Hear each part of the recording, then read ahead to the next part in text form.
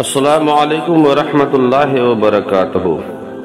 زندگی آمد برائے بندگی، زندگی بے بندگی شرمندگی۔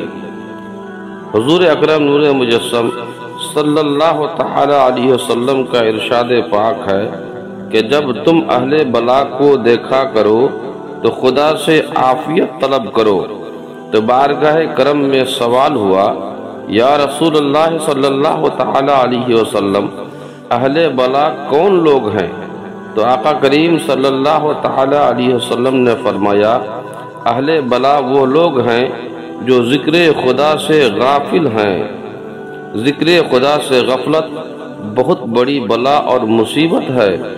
اب جو لوگ نماز، روزہ، حج، زکوٰۃ اور ذکر الہی سے غافل ہیں، گویا وہ بہت بڑی بلا اور مصیبت میں گرفتار ہیں۔ اس کا بہترین علاج اور تعویذ یہ ہے کہ غفلت سے توبہ کر کے ذکر خدا، نماز و روزہ میں مشغول ہو جائے، خود بخود علاج ہو جائے گا۔